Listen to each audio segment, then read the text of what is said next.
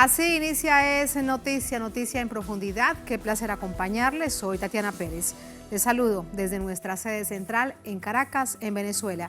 A partir de este momento, en la próxima hora, tenemos 3 temas que son noticia. Aquí están primero desplegados en titulares. En Noticias Sudáfrica. Este martes comenzó la cumbre de los países BRICS con un tema central de atracción, su potencial económico y su expansión. Por eso, asuntos como la moneda común, la independencia del dólar marcaron la jornada. Lo analizamos.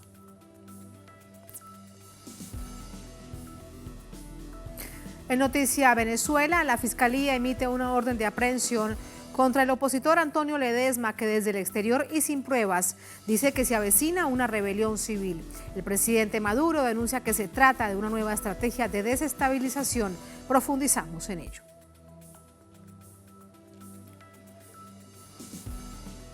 En Noticia Costa Rica, segunda visita en el mismo año de la jefe del Comando Sur de Estados Unidos. Además de su evidente interés por esta nación centroamericana, Laura Richardson señaló que a su gobierno le preocupa la presencia militar de China en la región, lo cual fue rechazado por el país asiático. Nos preguntamos, ¿cuántas bases militares tiene Estados Unidos en América Latina? ¿Y cuántas tiene China? Bueno, allí encontraremos respuestas.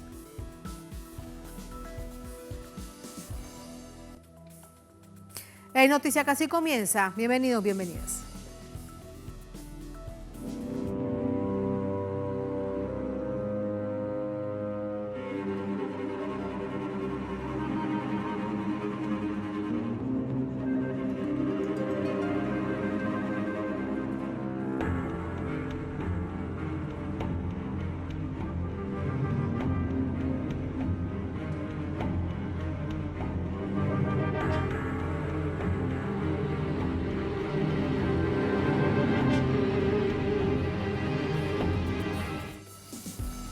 En Noticias Sudáfrica, la primera jornada de la cumbre BRICS inició con una agenda centrada en desafíos financieros del bloque, una moneda común, desdolarización, mercado privado público, entre otros.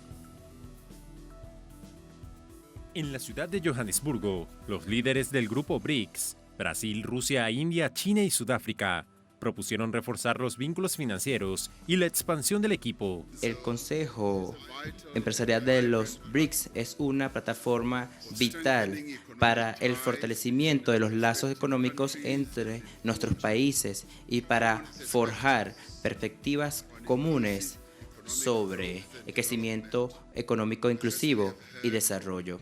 En este sentido, el presidente de Brasil, Luiz Inácio Lula da Silva, presentó un plan de inversión para contrarrestar la pobreza y la desigualdad. Trata de un programa amplio, con muchas oportunidades que puede interesar a los inversores de los países de los BRICS. Esperamos movilizar 340 mil millones de dólares para la modernización de nuestra infraestructura logística. Mediante una videoconferencia, el presidente de Rusia, Vladimir Putin, destacó implementar una moneda internacional común. Debemos buscar otros mecanismos para no depender del dólar estadounidense. El año pasado hablábamos de una dependencia del 28.7%. Esta cumbre debe discutir en detalles todos los asuntos relacionados con la transición a una moneda internacional que pueda ser implementada en nuestras 5 naciones. A esto, el mandatario brasileño defendió la postura. Entiendo la idea de la adopción de la unidad de cuenta de referencia para el comercio, que no sustituirá a nuestras monedas nacionales. Por su parte, Narendra Modi, primer ministro de la India, resaltó la inclusión financiera para reducir intermediarios, programa que aplicó en su país. Hemos hecho un enfoque especial en la buena gobernanza al aprovechar la tecnología. Y así hemos aumentado la inclusión financiera. Más de 360 mil millones de dólares han hecho parte de el sistema de transacciones de la India. Con esto también hemos reducido los intermediarios y la corrupción.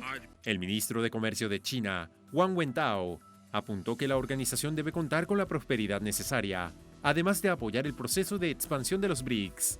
Tenemos que tener la prosperidad y la inclusividad para profundizar la confianza mutua. La historia va a ser moldeada por las elecciones que tomemos. La 15ª cumbre de los BRICS llega en un momento de una nueva configuración en la escena internacional tras el conflicto en Ucrania, propiciado por Occidente. Recientemente, al menos 19 estados han expresado su deseo de unirse al bloque económico, entre ellos Argentina, Venezuela, Bolivia, Irán, Argelia, Túnez, Turquía, Arabia Saudita y Egipto. El bloque representará más del 42% de la población mundial y del 20% del Producto Interno Bruto. Aunado a ello, producen más de 1/3 de la producción global de cereales. El encuentro se extenderá hasta este jueves 24 de agosto. Así entramos con el análisis. Para ello nos acompaña César Villaona, es economista, profesor universitario, nos acompaña desde San Salvador. Profesor, bienvenido. Muy buenas noches. ¿Cómo está? Buenas noches, gracias por la invitación. A usted muchas gracias. Hemos visto hoy puntos de agenda centrales que marcan, si lo revisamos en una perspectiva geopolítica, un cambio en las instancias que Occidente ha manejado siempre, como es el sistema financiero, después de la Segunda Guerra Mundial, toda esta estructura que se crea y que maneja sobre todo y primero Estados Unidos. Así que lo que estamos observando es un cambio de correlación en este sentido. ¿Hasta dónde puede, cree usted, avanzar los BRICS en este desafío que tiene por delante? Yo creo que en esa cumbre del BRICS se podría llegar a un acuerdo de comercializar sin dólares entre las naciones que integran ese bloque económico, comercial, político. De hecho, eso se va a discutir, porque habían dos ideas. Una era crear una moneda del BRIC y otra era la comercialización sin dólar. Creo que es más viable lo segundo, la comercialización. Esos países conforman el bloque más grande del mundo económico. Tienen más producción que Estados Unidos y más producción que Europa, que la Unión Europea. Hay algunos datos que son importantes mencionar. Estados Unidos tiene el 24% de la producción planetaria y el BRIC tiene el 25%. Solo China ya anda por el 19% de la producción mundial. Pero también tienen 4 de las primeras 15 economías del mundo. La segunda, que es China, y la quinta, que es la India, que pronto va a superar a Alemania. Se va a colocar en cuarto lugar. Tiene las economías que más crecen. China va a crecer más de 5 este año, la India más de 6. Tienen el 45% de la población mundial y la mitad del territorio. Es un peso fuerte. Y a nivel de exportación, tienen el país más exportador del mundo, que no es Estados Unidos, es China desde el año 2007, con el 15% del total mundial. Estados Unidos tiene el 10%. Y ya como BRIC superan el 20%.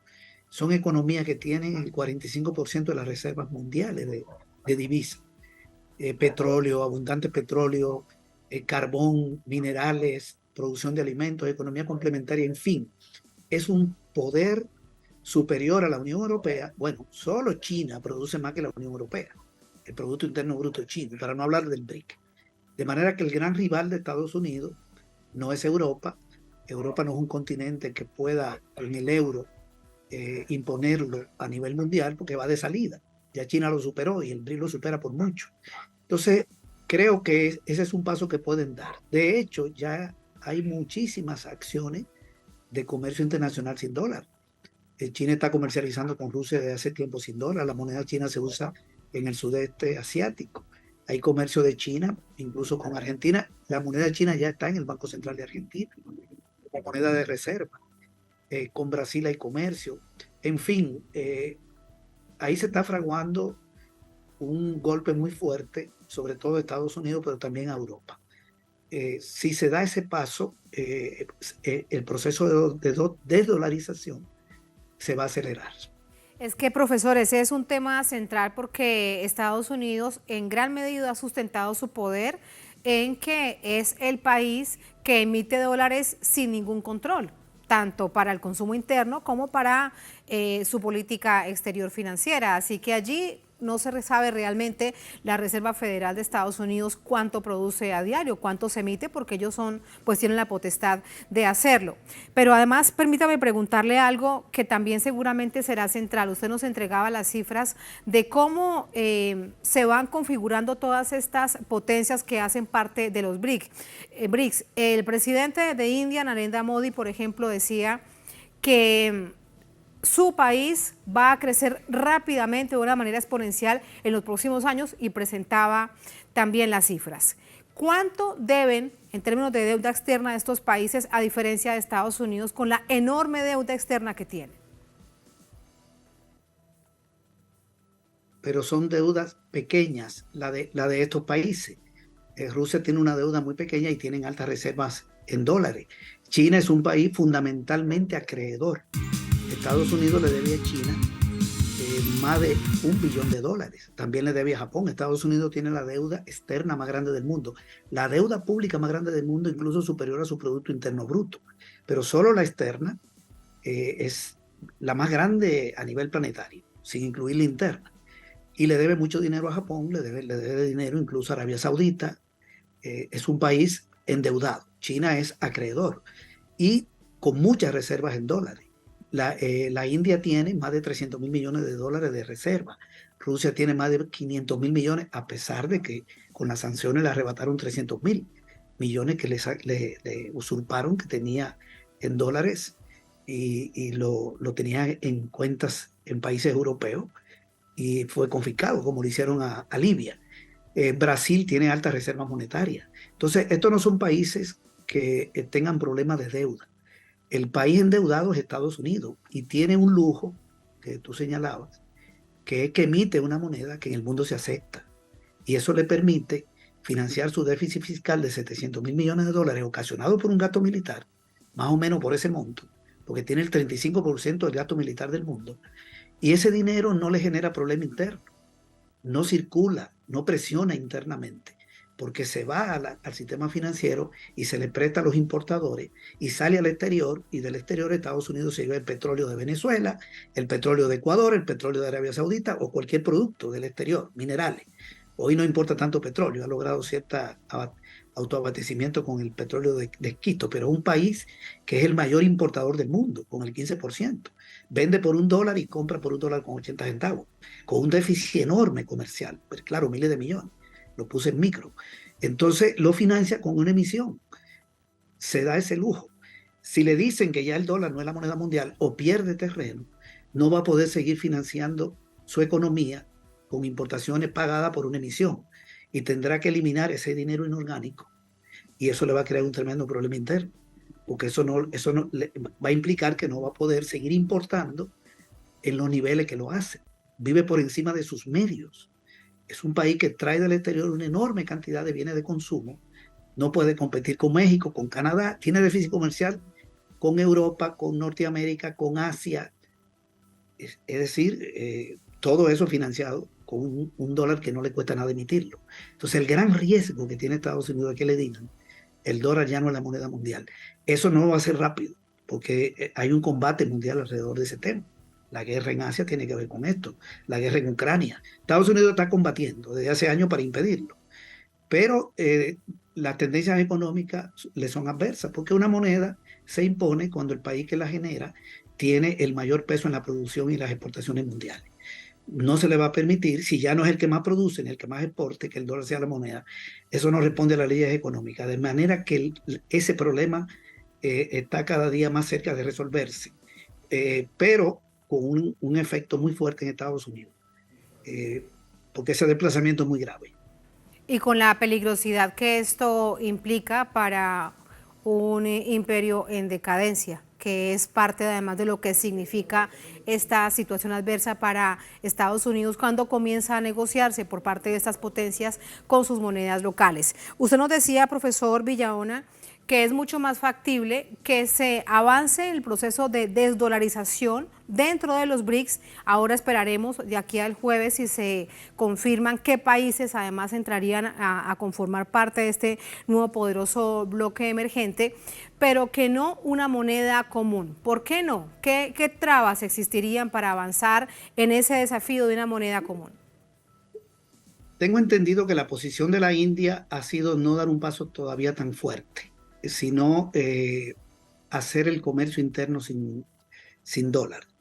Es más fácil, ya lo están haciendo muchos de esos países.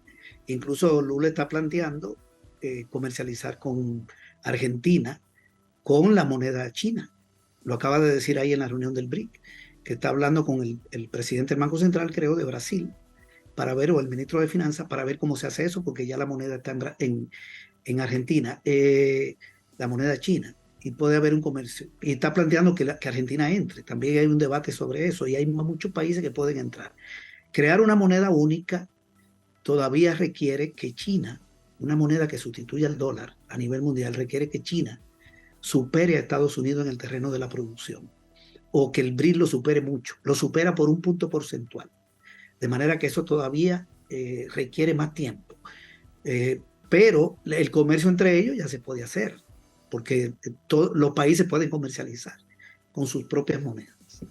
Sí, esto es importante porque sin duda generará una gran cantidad de titulares, profesor, de aquí en más hasta que termine este encuentro de esa nueva cumbre, la 15ª de los BRICS. El otro tema que también ha tomado, bueno, bastante atención y parte de la agenda de los jefes de Estado y delegaciones es la unión entre lo público y lo privado, pero se habla de una unión público-privada, de cooperación, de asociación, de apoyo, no como la conocemos en varias partes de nuestros países, en donde lo privado se impone sobre lo público a través del modelo neoliberal. Quiero conocer su reflexión al respecto. Correcto, ese es otro aspecto importante que tiene que ver mucho con el tema de las inversiones. Lula planteó una inversión enorme para los países, pero ya está el banco del BRIC. Ese banco, esa estructura que la está dirigiendo Dilma Rousseff, la expresidenta de Brasil, no es una estructura financiera privada, sino que se creó con fondos de los países del BRIC. Tengo entendido que se arrancó con un fondo de 100.000 millones de dólares, porque tienen alta reserva. Y va a seguir creciendo. También hay un fondo de inversión del BRIC para financiar obras de infraestructura. Entonces estamos hablando de recursos públicos para grandes inversiones. ¿Qué está planteando Putin en la reunión? Él está planteando la necesidad de hacer en el norte de Rusia un proyecto de ruta marítima, de nuevos puertos, terminales de combustibles, etcétera, y un corredor de norte a sur que conecte a Rusia con los puertos del Golfo Pérsico y del Océano Índico. Y esto con fondos de los estados. Estas no son inversiones privadas. Estamos hablando de fondos que pueden salir del propio BRIC. Incluso la ruta de la seda, que es el proyecto chino, engarza en todo eso. También se está planteando el apoyo a África. El presidente de Sudáfrica fue claro al pedir financiamiento para África en infraestructura, sobre todo en agricultura, en el sector agropecuario, en energía, en apoyo en la tecnología digital. Habló también del desarrollo del urbanismo en África y de una población bastante. Va a ser un continente que va a despegar. Y ya Rusia se comprometió a garantizarle los alimentos, incluso donaciones de alimentos, en una reunión que tuvo previo a esta del BRI hace unas semanas. Entonces, es todo una expansión la que se está generando, pero no está en la lógica privada. Obviamente, el sector privado entra, porque si se hace una carretera, se puede contratar una empresa privada. Si se hace un puerto, ahí hay una conexión. Pero la lógica es el fortalecimiento de lo público, incluyendo la moneda o el intercambio comercial. El intercambio comercial lo harían, obviamente, empresas privadas y empresas públicas. Si la hacen en moneda propia, una moneda del BRI o en la moneda china, o como lo decidan, se pueden utilizar. Pero eso lo manejan los bancos centrales. No es moneda que esté en manos de entes privado, porque las autoridades monetarias son profesor, públicas. Estamos ante un nuevo modelo de desarrollo. Realmente Sí, lo que estamos es ante un nuevo modelo de desarrollo. Tenemos varias cosas. Uno es una tendencia cada vez más marcada al declive de Estados Unidos como primera potencia. Un declive, una crisis de hegemonía a escala internacional, porque ya no hay un mundo con una potencia hegemónica única que imponga las reglas de juego en todos los terrenos. Hoy hay un mundo multipolar. No en este momento, desde hace ya 10, 12 años. Se puede decir que eso se ha venido construyendo. Y una tendencia de desplazamiento de Estados Unidos y de Europa. Europa ya está desplazada. La salida de Europa era la alianza con Asia, que era lo que quería Merkel, y la guerra lo ha impedido. Estados Unidos se metió a impedir esa alianza, y ya ni siquiera el gasoducto va a entrar del Báltico. Ha puesto a pelear a Europa con Rusia y con China. Pero bien, eso es temporal, porque Europa no tiene posibilidades de expansión, sino es aliándose con Asia. El mundo en expansión es Asia. Y África, que ahora va a jugar un papel muy importante, un continente que tiene 1.300 millones de habitantes, tiene recursos, tiene posibilidades de desarrollo. Entonces hay que hacer toda esa conexión y América Latina tiene que entrar ahí, porque ahí para allá tiene que mirar Venezuela, para allá debe mirar Bolivia, para allá debe mirar México, Colombia. El mundo en expansión no es Europa. Europa es un continente de salida y Estados Unidos es un continente que está siendo desplazado, un país que está siendo desplazado, pero que tiene un poderío militar demasiado grande y político. Y eso genera mucho riesgo. Aunque uno no lo quiera, hay demasiado riesgo de conflictos, de invasiones, de guerra provocadas, agresiones, sabotaje a gobierno, progresista y de izquierda. Eso es lo que estamos viviendo. No de ahora, pero sigue avanzando. China se le está acercando a Estados Unidos en el terreno de la producción, el BRIC ya lo superó, y esto parece que tiene una tendencia poco difícil de impedir que se imponga esa sustitución. Vamos a ver qué pasa, porque al final las soluciones son políticas y también militares, entonces no se hace de manera sensible. Hay muchos riesgos. Muchísimas gracias por ese análisis, profesor Villahona. Buenas noches. Buenas noches, gracias a ustedes. Muchas gracias, hasta luego.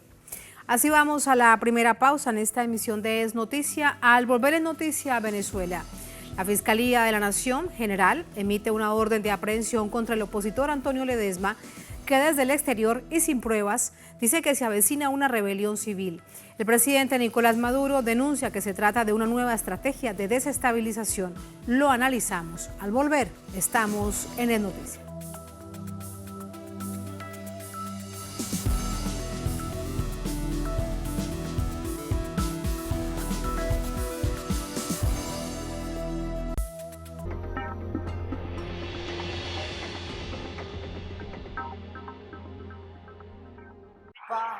Ay, dale, escúchame. Mirá lo que tengo para mostrarte. Así vas a estar en 10 años. ¿Cómo te ves? Mira, me veo bastante fachero, Sí. Tranquilo y sobre todo jubilado. Ah, ¿te vas a jubilar? Sí, ya me estoy encargando de eso. Qué bueno. Pues dale, prende. Si te faltan hasta 10 años para cumplir la edad para jubilarte y adeudas aportes, ahora los podés regularizar con el nuevo plan de pago de deuda previsional. Tu esfuerzo cuenta. ANSES, Argentina Presidencia.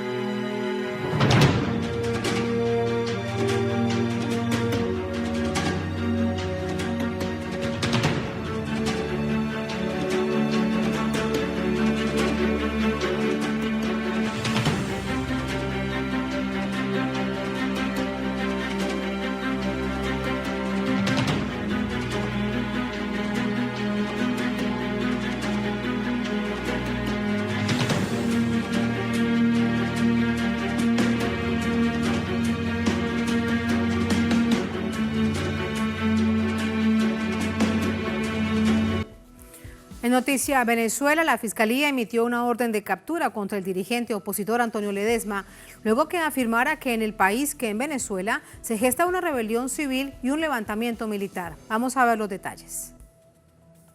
El Ministerio Público de Venezuela ordenó la captura de Antonio Ledesma y solicitó a España su extradición por delitos de traición a la patria, asociación e instigación a delinquir.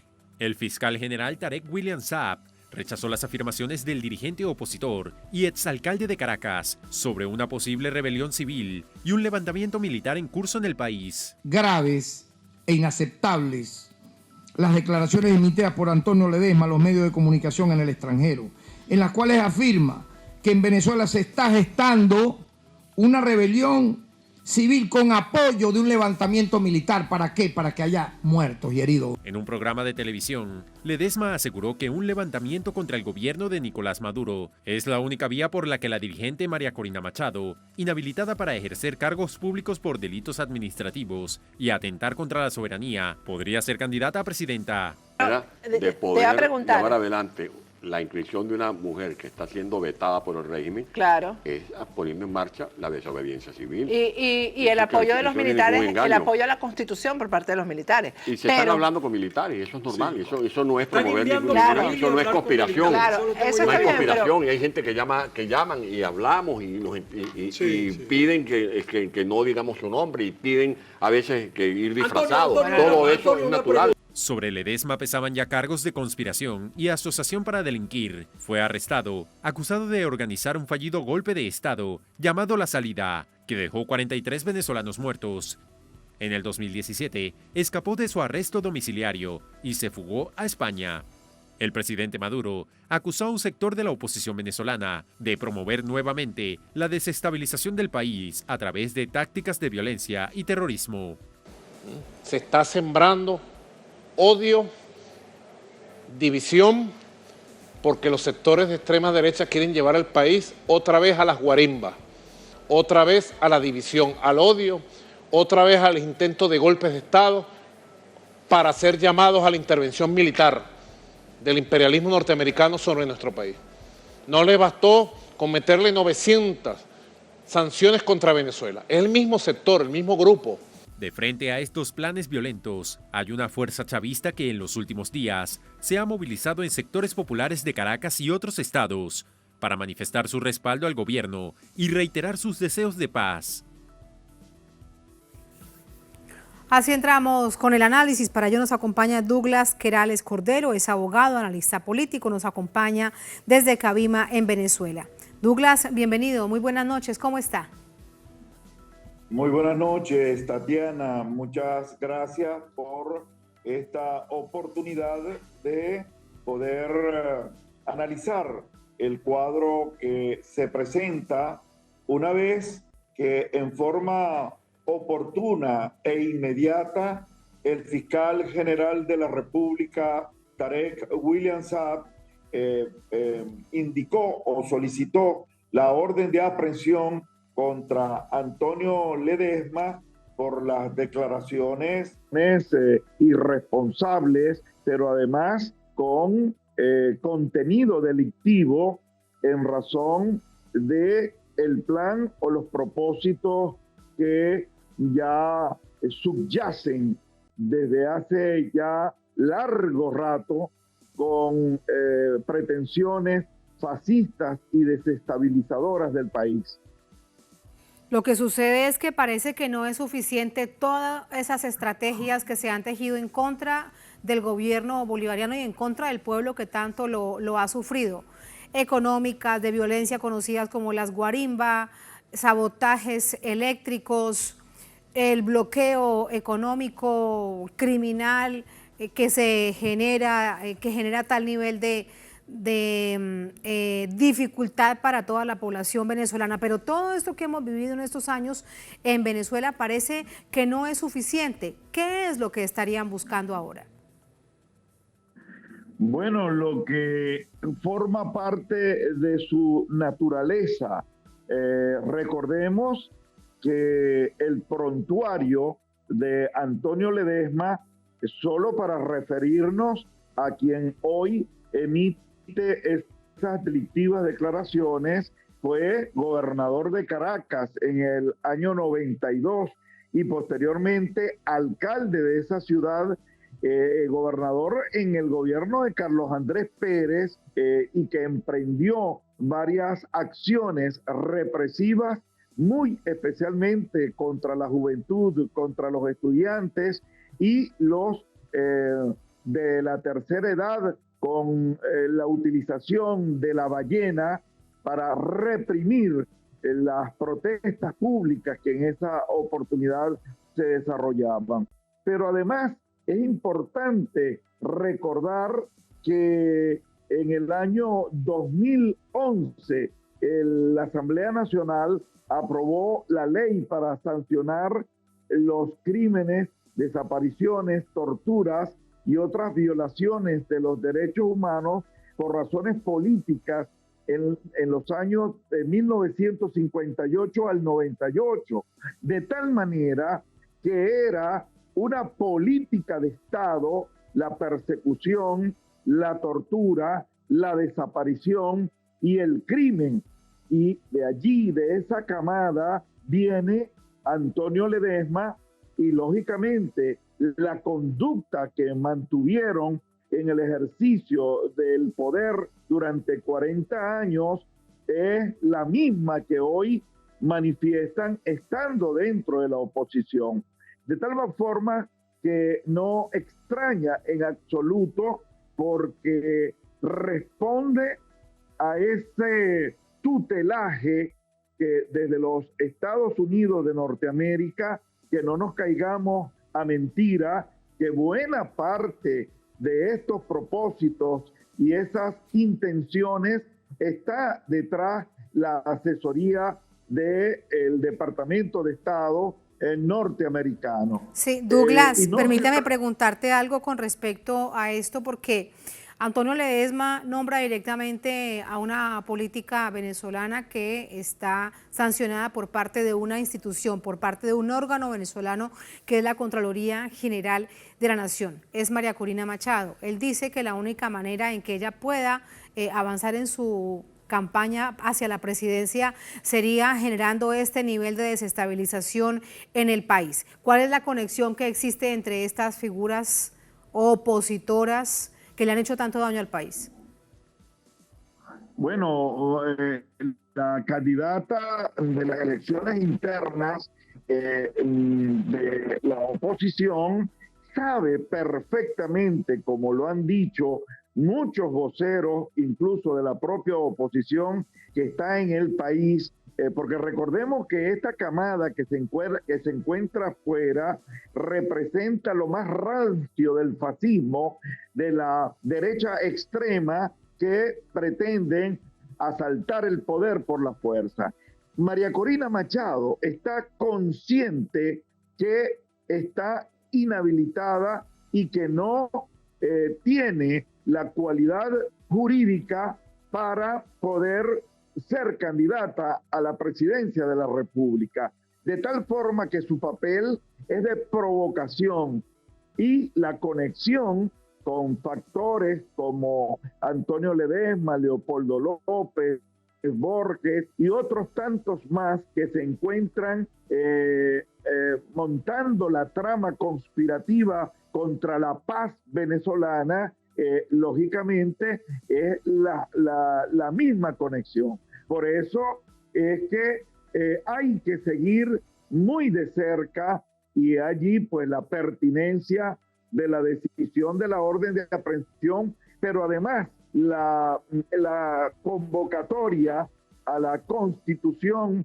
de 4 millones de brigadistas por la paz en nuestro país, porque es que la paz es un deber, es una responsabilidad, es la contribución colectiva de la mayoría de los venezolanos, que es importante señalar que este tipo de acciones las recrimina totalmente, de tal forma que no es inocente todo el papel que María Corina Machado viene desempeñando con su supuesta candidatura. El propósito de fondo es calentar la calle, es crear o intentar crear algunas condiciones que faciliten la violencia, que se desate la violencia en nuestro país para poder justificar algunas acciones que violen la soberanía nacional como una intervención extranjera. De tal forma que es necesario que tanto la comunidad nacional como la comunidad internacional pueda este tipo de declaraciones y este llamado, además, esa afirmación va conectada a aquella frase que utilizó, me recuerda, aquel titular del diario El Nacional el 11 de abril del 2002, cuando colocó en una edición especial del mediodía: la batalla final será en Miraflores. Hoy Ledesma afirma que la rebelión cívico-militar es el final. Fíjense, y esa es la frase que utiliza María Corina Machado, que ella va hasta el final.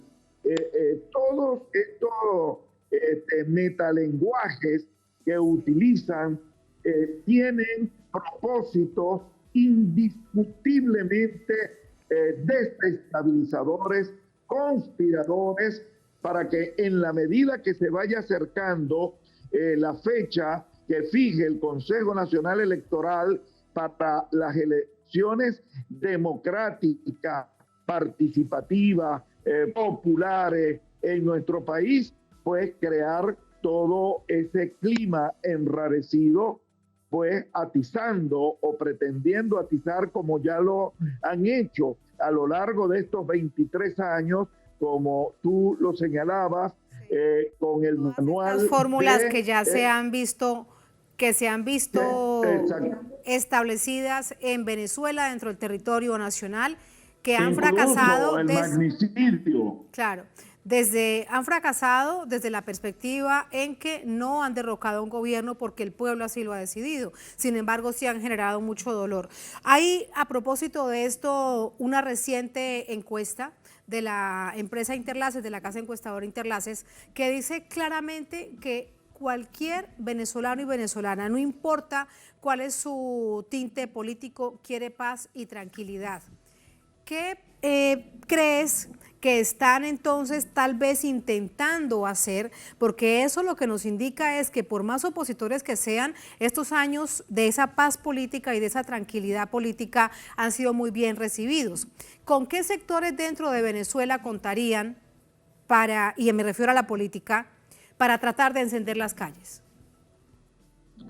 Bueno, es correcta el reflejo de las encuestadoras, porque el venezolano ampliamente, mayoritariamente, rechaza cualquier salida de fuerza, cualquier acción que vaya en contra de la paz que con tanto esfuerzo, con tanta dedicación, las instituciones venezolanas han logrado mantener, a pesar de todo la guerra multiforme de la cual hemos sido víctimas para adquirir los alimentos, la gasolina, es decir, trastocar toda la vida ordinaria de la cotidianidad del venezolano. Ni aún con todo el boicot y las sanciones han podido encender la pradera como es su pretensión. Ahora, ¿con qué factores cuentan para llevar a cabo o materializar esas pretensiones? Bueno, recordemos que ya vimos la Operación Gedeón y otros intentos en el que seguramente deben estar intentando ganar algunos adeptos aventureros, así como todas esas, por ejemplo, la que Capriles llamó después de las elecciones en la primera victoria de Nicolás Maduro, y allí pues mandó a descargar la A, que produjo una cantidad de muertos en el país, igualmente la salida, en fin, ellos siempre cobardemente se mantienen en posición cómoda y, captan algunos incautos aventureros para, con algún financiamiento, lanzar una parada, pero lógicamente la Unión Cívico-Militar del país está atento y el reflejo de esas encuestas nos indican que vamos a preservar por encima de todas las intenciones y pretensiones fascistas, vamos a preservar la paz porque así lo quiere el venezolano. Por último, Douglas, esto es además cuando nos dices qué es lo que quiere el venezolano, lo vemos como un reflejo en las calles que acompañan en distintos municipios a lo largo y ancho de Venezuela al gobierno bolivariano, lo vemos en movilizaciones, en concentraciones, incluso en las zonas más alejadas, más apartadas de la capital que es Caracas y de las principales ciudades del país. Por fuera aparecen algunos que dicen es que les dicen que tienen que ir a movilizarse, les dicen que tienen que ir a marchar. ¿Crees que después de todo lo que se ha vivido en Venezuela y que también muy bien se conoce cómo se usa esto políticamente, esa narrativa no tendrá resultado o crees que se insistirá en ello? La conciencia que el venezolano ha adquirido, ha desarrollado, ha macerado, teniendo la claridad política de quiénes son los enemigos principales, los lacayos, los cipayos, los que obedecen directrices foráneas, fundamentalmente del imperio norteamericano y de algunos países de la Unión Europea, pues realmente se han encontrado con esa muralla de la conciencia popular que tiene ubicado el origen de todo lo que ha venido aconteciendo, de cómo se nos ha destruido de alguna manera los niveles de calidad y bienestar de vida que habíamos obtenido en los años 2006, 2007, 2008, 2009, 2010, y que a partir de la declaratoria del decreto de Obama en el 2015 y hasta llegar casi ¿Aló? Sí, ¿Aló? Douglas, lo escuchamos, a punto de despedirlo.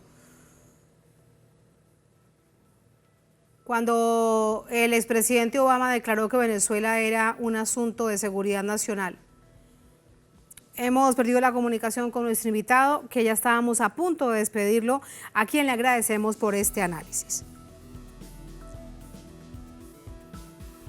Así vamos a la última pausa en esta emisión de Es Noticia. Al volver en Noticia a Costa Rica, segunda visita en el mismo año de la jefe del Comando Sur de Estados Unidos. Además de su evidente interés por esta nación, Laura Richardson señaló que a su gobierno le preocupa la presencia militar de China en la región, lo cual fue rechazado de inmediato por el gigante asiático. Nos preguntamos lo siguiente: ¿cuántas bases militares tiene Estados Unidos en nuestra América Latina? ¿Y cuántas tiene China? Bueno, vamos a verlo al volver en Es Noticia.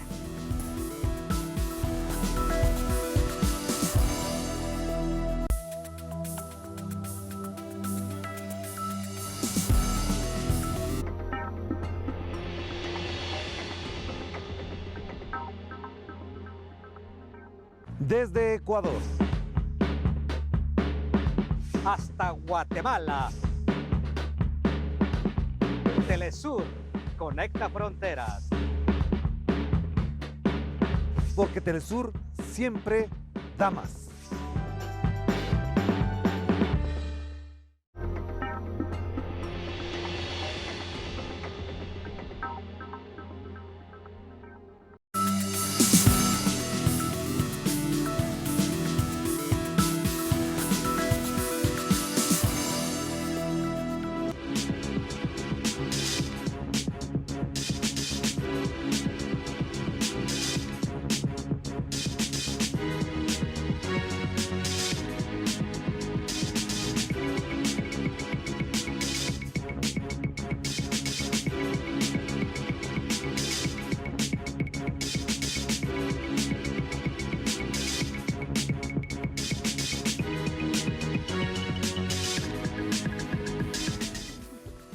En noticia a Costa Rica, en su segunda visita al país en este año, la jefe del Comando Sur de Estados Unidos cuestionó la presencia de China en América Latina.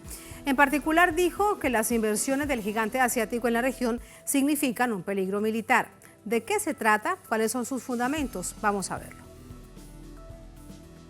En medio de su discurso, tras reunirse con el presidente de la nación, Rodrigo Chávez, la jefa del Comando Sur, Laura Richardson, cuestionó las inversiones de China en América Latina. Aseguró que es una gran preocupación para Estados Unidos y que a través de esa puerta de entrada, el gigante asiático busca establecer bases militares. Ellos están creando unas inversiones en estructuras críticas, no solo en Latinoamérica, sino en África. ¿Y por qué lo están haciendo? Porque China al mismo tiempo está llevando su construcción militar, la más grande que haya hecho en su historia, en sus fuerzas convencionales y nucleares. Richardson calificó las inversiones del país asiático de doble filo. Estamos hablando de desarrollos en infraestructuras espaciales, proyectos energéticos y otros tipos de infraestructuras que pueden tener un uso dual, que puede ser usado de dos maneras, y eso es lo que me preocupa. Ante esas declaraciones, rápidamente la Embajada de China en Costa Rica emitió un comunicado en el que las calificó de infundadas. Esta peligrosa retórica de Estados Unidos sobre China implica la revisión del rol militar norteamericano en América Latina. Según datos oficiales, actualmente Estados Unidos tiene un total de 76 bases militares en la región. Entre los países con más asentamientos están Panamá y Puerto Rico, con 12 bases cada uno, Colombia con 9 y Perú con 8. Por su parte, en Cuba se encuentra la ilegal base de Guantánamo, por lo que el gobierno de la isla ha exigido en múltiples ocasiones que sea retirada. También hay presencia de tropas estadounidenses en Honduras, Uruguay, Paraguay, Chile, Brasil, Surinam, Aruba, Curazao, Barbados y Trinidad y Tobago. En una región inundada de bases militares norteamericanas, ¿cuántas tiene China? Ninguna. Históricamente, Estados Unidos ha intervenido en los asuntos internos de América Latina a través de golpes militares, envío de armas, mercenarios, operaciones de inteligencia y apoyo logístico a fuerzas de oposición para derrocar gobiernos populares. Algunos de estos ejemplos son Chile. En 1973, un golpe de Estado de la CIA derrocó al presidente Salvador Allende. Haití, en 2004, el Pentágono intervino la isla con la ayuda de Francia, derrocando a Joan Bertrand Aristide. Bolivia, en 2008, el sistema demócrata tambaleó tras el intento de golpe de Estado al presidente Evo Morales. Honduras, en 2009, el presidente Manuel Zelaya fue víctima de un golpe de Estado. Y por último, los incansables intentos de desestabilizar el sistema constitucional de Venezuela. Durante décadas, mientras que Estados Unidos ve a América Latina como un latifundio para saquear y explotar, la región ha tejido relaciones de respeto con otras potencias como China, a través de acuerdos de asociación y complementariedad y desarrollo mutuo. Parte del escenario que es importante revisar y mirar hacia atrás en ese contexto cuando de nuevo la jefe del Comando Sur de Estados Unidos se encuentra en nuestra América Latina, en esta oportunidad en Costa Rica. Vamos hasta su capital, hasta San José, con nuestro compañero de labores, Esteban Cerdas. Esteban, muy buenas noches. ¿Cómo se recibe en el país esta visita? Un saludo, Tatiana, desde Costa Rica. En efecto, un gran repaso que acaban de hacer ustedes por la historia de América Latina y el proceso de intervención que hace Estados Unidos en la región y el mundo. Esta es una segunda visita, como bien mencionabas vos antes del corte comercial. La primera visita se realizó durante 4 días y el pasado 7 de febrero fue cuando se ofreció una conferencia de prensa conjunta por parte de esta militar estadounidense a cargo del Comando Sur para Estados Unidos. El 7 de febrero fue que se ofreció esa conferencia de prensa y fueron muchos los acuerdos que se tomaron con la actual administración del presidente Rodrigo Chávez. Una de esas primeras inversiones que se acordaron fueron más de 13 millones para Costa Rica, para un sistema de mando y control de operaciones de seguridad, un sistema aéreo no tripulado y mantenimiento de aeronaves, así como otros 25 millones de dólares dados en marzo para infraestructura de ciberseguridad y un proyecto de ingeniería de 7.4 millones de dólares para un puerto en el Pacífico. Esa fue la primera visita, Tatiana. La segunda visita se da el pasado 21 de agosto, el día de ayer, con una conferencia de prensa también acompañada por el presidente de la República, el ministro de Seguridad, por ahí también estaba el ministro de Comunicación. Esa segunda visita le trae a Costa Rica una supuesta inversión de $9.8 millones para defensa de ciberseguridad. Recordemos que Costa Rica recibió desde finales de la administración anterior e inicios de la actual un ciberataque en muchas de las instituciones públicas del Estado, lo cual imposibilitaba mucho el acceso de la ciudadanía a algunos de los servicios. Eso implicó la colaboración extranjera de muchísimos países, entre ellos Estados Unidos, y que ahora trae estas inversiones. Pero es muy curioso, Tatiana, porque a lo que la comandante o esta responsable militar del Comando Sur llama inversiones, critica a China y les dice extracciones. Pero ellos sí pueden llamarle inversiones, como bien hemos señalado. Estas colaboraciones por parte de Estados Unidos en materia de ciberseguridad trascienden, insisto, a más de $9.8 millones en defensa de ciberseguridad. Y lo más interesante, y esto es un dato que ha salido el día de hoy, Tatiana, es la designación de un asesor estratégico tiempo completo en temas de ciberseguridad, un asesor estadounidense para el gobierno de la República, probablemente destacado en el Ministerio de Seguridad Pública o en la Dirección de Inteligencia y Seguridad, también presente en esta reunión del día de ayer en Casa Presidencial. Tatiana. Esteban, un asesor permanente norteamericano en el gobierno de Costa Rica, permanente. Designado para el gobierno de Costa Rica de forma permanente, tiempo completo.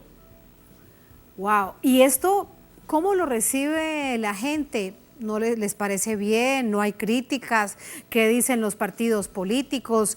¿Cómo lo va a... Estas supuestas donaciones tienen siempre un costo? Recuerda que cuando ganó el actual presidente Chávez, se hablaba de un monto enorme de deuda que se solicitaría de préstamo al Fondo Monetario Internacional. El principal accionista del FMI, del Fondo Monetario, es Estados Unidos. ¿Qué se dice con respecto a ese escenario de sometimiento del país a Estados Unidos? De momento la discusión política, al menos el día de hoy, se ha mantenido sobre lo estético respecto a una equivocación del presidente de la República en la misma conferencia del día de ayer, cuando dijo y habló de una supuesta tercera guerra mundial en la que se llevó a cabo supuestamente en Corea. El tema político ha estado meramente relacionado a esta conferencia de prensa, únicamente se ha mencionado a ese respecto, pero en la materia de fondo, respecto a esta intromisión de Estados Unidos en los procesos de seguridad costarricenses, no se ha dicho probablemente nada. La oposición política de momento se encuentra en temas de discusión nacional de otra índole. Sobre esto puntual, el debate ha sido nulo o muy reducido. Es pues transversal. Muchísimas gracias, Esteban, por contarnos de todo esto. Buenas noches. Buenas noches, Tatiana. Buenas noches, muchas gracias. A ustedes gracias por habernos acompañado. Ponemos punto final a esta emisión de Noticia. Un placer. Hasta mañana.